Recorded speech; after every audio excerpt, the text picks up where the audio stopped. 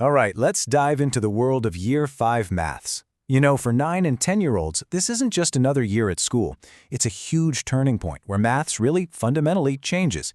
And today, we're going to break down exactly how, and more importantly, why. So, have you ever looked over your kid's shoulder at their homework with all the drawings and blocks and just thought, what on earth is going on here? Why aren't they just doing the sum?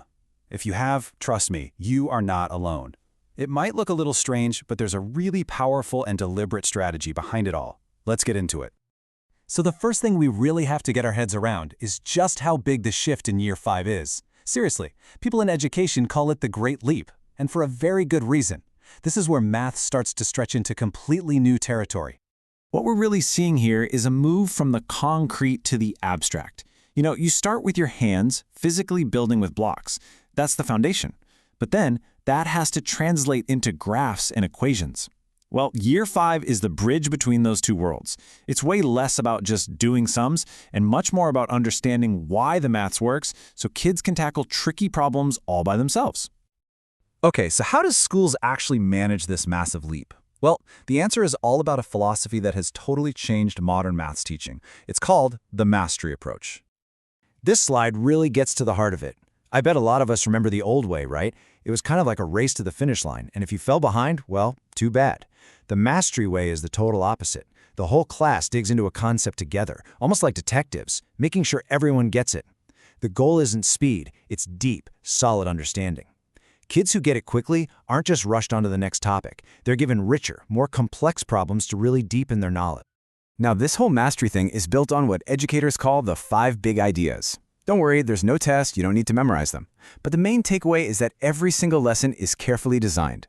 For example, coherence just means that every lesson is a small logical step from the last one.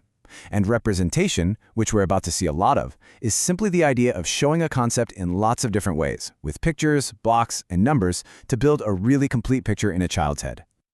So, if mastery is the philosophy, what's the actual tool that makes it happen in the classroom? It's a simple but incredibly powerful framework. You might hear it called concrete, pictorial, abstract, but a much easier way to think of it is do, see, and symbolize. It all kicks off with the doing stage. This is where kids are literally getting their hands on stuff. Blocks, counters, you name it.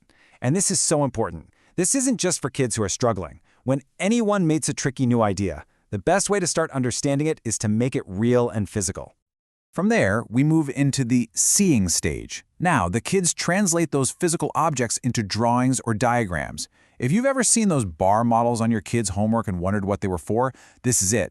It's the absolutely essential bridge that connects the physical doing to the abstract numbers. And finally, we get to the symbolic stage. This is the math we all recognize, right? The numbers and the plus, minus, and times signs on a page. But here's the magic. Because the students have gone through the doing and seeing stages first, these symbols now have real, deep meaning. They're not just random rules to memorize, they represent a concept that they've actually explored for themselves. And what's so important to get is that this isn't a one-way street, not at all. A great teacher is constantly moving back and forth between these stages. If a kid gets stuck on the symbols, the teacher will say, okay, no problem. Can you draw it for me? Or even, let's get the blocks out and show me. It's this flexible back and forth movement that builds really solid, lasting knowledge. Okay, you ready? Let's take a quick tour of the Year 5 curriculum and see how this all actually works in practice with some of the biggest topics they'll face. First up, numbers in Year 5 they get huge, all the way up to 1,000,000. Now, to stop this from being just a scary-looking line of zeros, kids use physical place value counters. When they multiply by 10, they literally pick up every single counter and move it one column to the left. It turns an abstract rule we might have learned, like just add a zero, into a concrete, visible action that actually makes sense.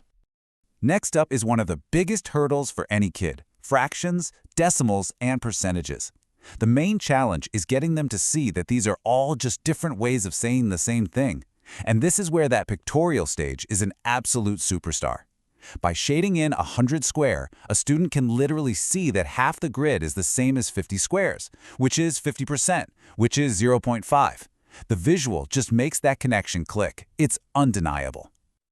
And this whole approach works even in things like measurement and geometry. You see, calculating the perimeter of a weird L shape isn't just about measuring. It's a proper problem-solving puzzle. Kids have to use their addition skills and their logic to figure out the missing links before they can even start. It's all about using those core number skills in a way that actually feels meaningful. So we've seen the philosophy and we've seen it in action, but let's bring it all back to the big picture. Why go to all this trouble? What is the actual end goal here? And this right here, this is the whole point. This mastery approach is the absolute opposite of teaching to the test. Just memorizing rules creates knowledge that's brittle. It just falls apart under pressure. The goal here is to build deep-rooted understanding, the kind of knowledge that sticks with you for life and naturally leads to success simply because it's real and it's secure. And you can see the direct payoff right here. That formal method of long multiplication they worked so hard on in Year 5, it maps directly onto the kind of questions on the arithmetic paper. That skill of figuring out what to do with the remainder, knowing when to round up if you're talking about packs of books, that's precisely what the reasoning papers are testing. It just proves that high-quality teaching is the best preparation there is.